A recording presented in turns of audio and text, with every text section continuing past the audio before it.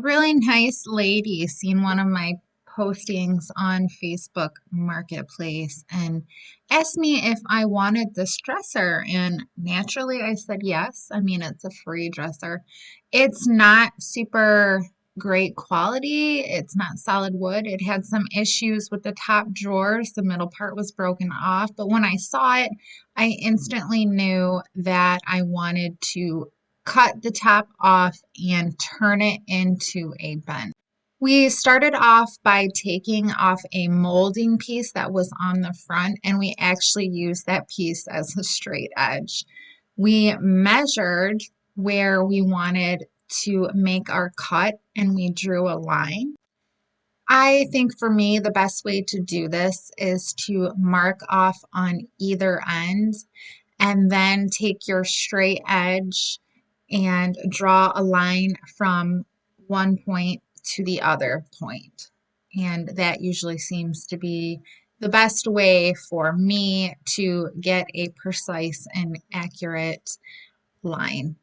There was a piece of like cardboard backing, like that really thick cardboard.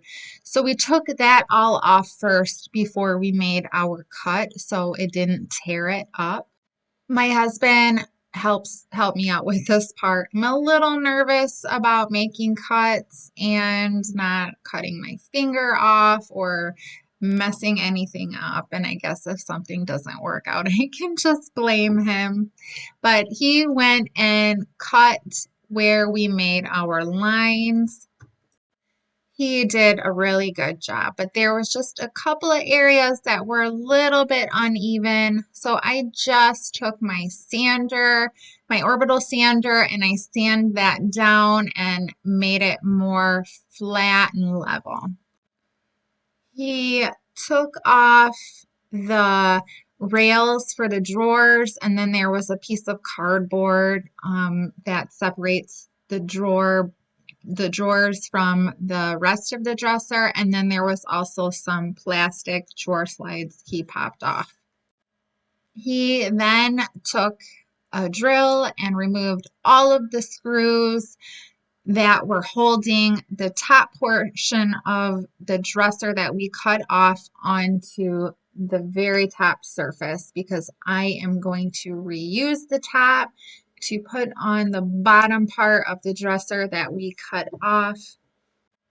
Sometimes it's very simple as just removing some screws, but I have run into a lot of problems previously in the past where things are doweled in. That's usually on more solid wood pieces of furniture, more vintage items, where it's always like a huge hassle to take off tops and remove them. Everything is glued in.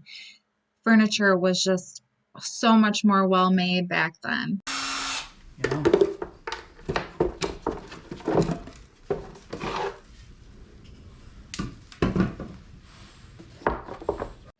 There was a trim piece on the front that had some little tiny nails in it that we needed to pry off to get the front part off. But other than that, this was really simple and it came off quite easily.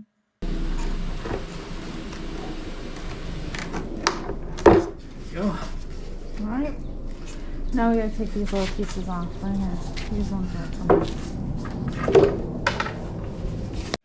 I took the drawer slides and I cut those down so that way I could glue them and screw them onto the inside of the dresser. So I had another piece where I could screw down my top into. I am going to go ahead and I'm going to throw down a base coat. And I've got a little bit of this aqua color, and I'm going to take some of this purple and I'm going to mix it together for my base coat. I took my orbital sander and I sanded everything as well as cleaned everything first prior to painting.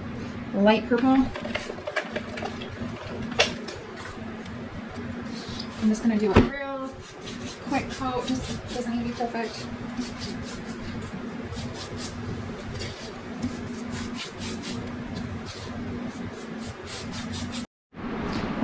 So here is my base coat. Doesn't need to be perfect. Next, I'm going to take some of this. This is ground up sea salt from one of those grinders, sea salt grinder things. You can find them at dollar store. They're like $1.25 at the Dollar Tree because everything there is no longer $1.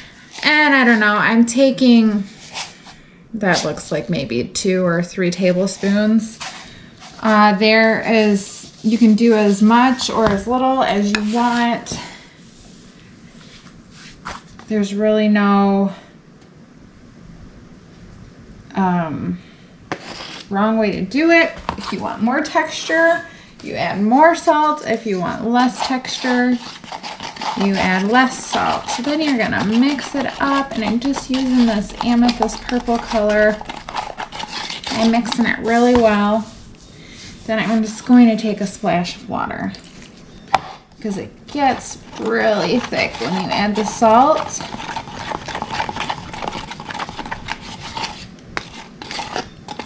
Add a little bit more salt.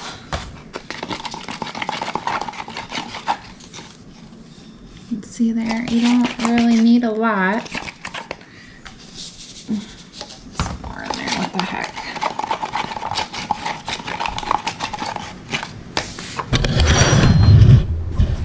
So then you're just going to take your paintbrush,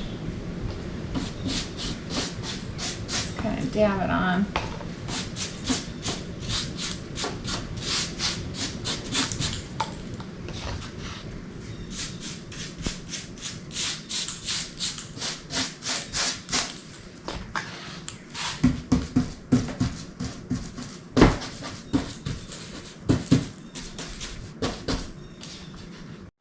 I just want to take a second and talk about how I added the top onto this because I don't have any footage on that.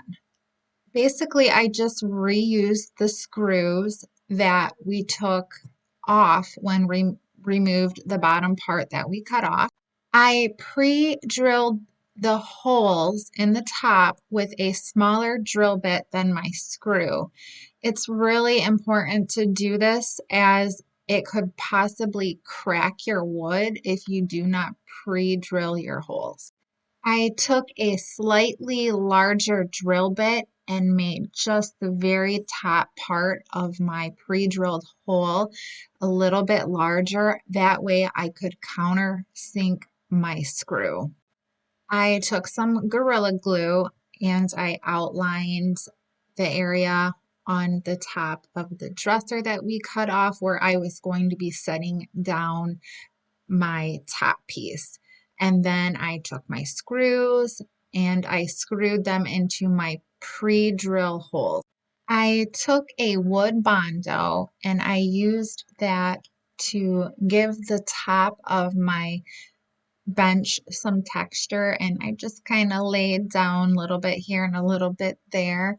That way I would have extra areas that looked rigid or bumpy. So when I were to go put my white color over top of it, it will pick up those ridges and give it some highlights. I did not have to buy any extra materials for this project. I just reused what I had and what I had removed from the piece when we took it apart. As you can see, I'm just kind of dabbing the paint on and I'm leaving some of my base color showing through because I eventually do want some of that color to come through when I start blending and putting on my next color.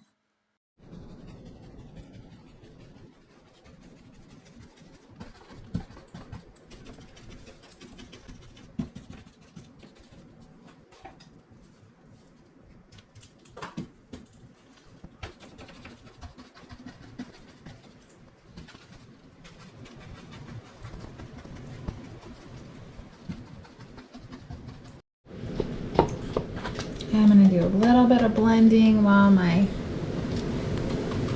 purple is still wet. I'm just taking some white paint and a little bit of water, dipping my paintbrush into water.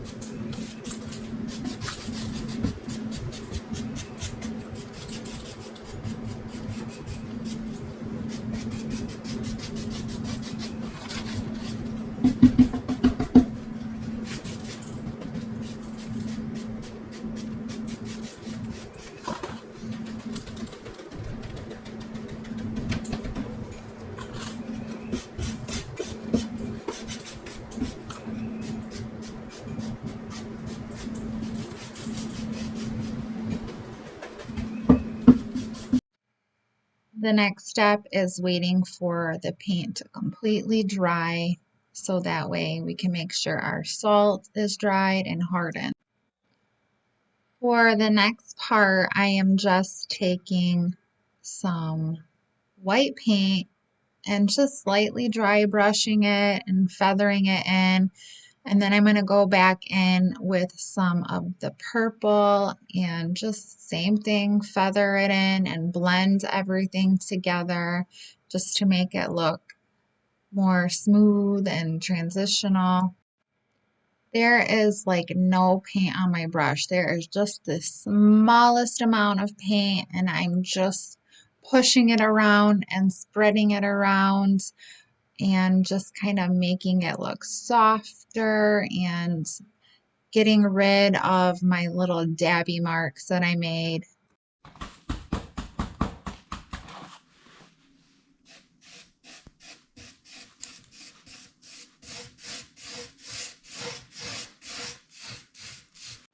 I am working with two paint brushes, one for my white and one for my purple.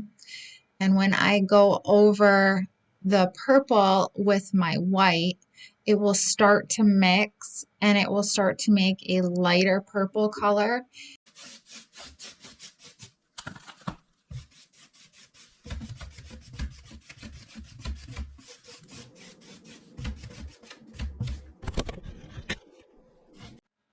If you guys have made it this far in the video, I just want to say thank you for watching. If you like this type of stuff, if you're into making artistic furniture, refinishing, or crafts, I really hope you'll consider subscribing to my channel. If you're interested in seeing some of my previous work, you can go to my Facebook page, The Crafty Creech, crafty with a K, or you can find me on Instagram.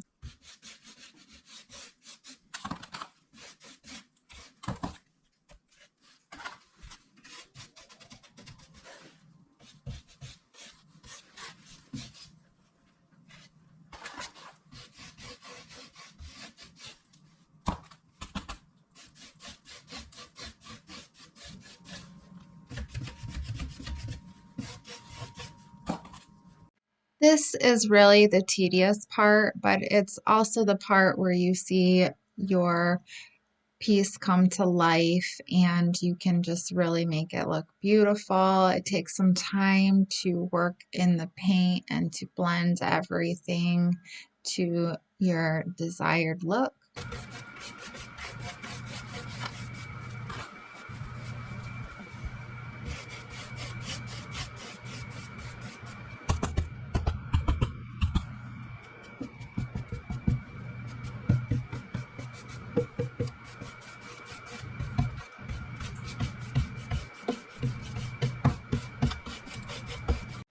I have been having so much fun lately stepping out of my box and working with different colors, bold, bright colors, and different textures. And it's a lot of fun to do different finishes like this. I was really trying to keep in my mind what a galaxy looks like or a universe, as that was really my inspiration for this piece. You can really see the salt and the texture on the top of this. And you can see where I had laid down the wood filler and the Bondo to kind of create ridges.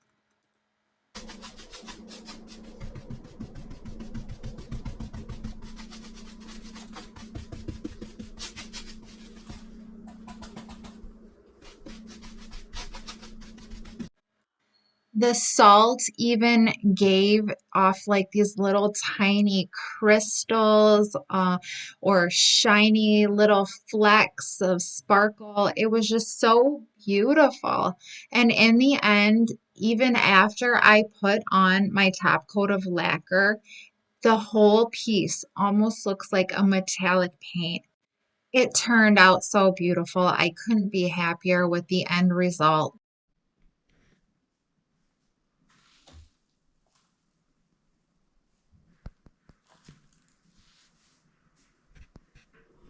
I use lacquer as my top coat. I thinned it down with some lacquer thinner, and this just makes it easier to brush on. I did 2 coats on the top and I did 1 coat on the bottom. Make sure when you're putting lacquer on, as it is a oil-based product and it's very smelly, that you wear a good respiratory mask so you are not breathing in these chemicals, fumes, and you are working in a good ventilated area.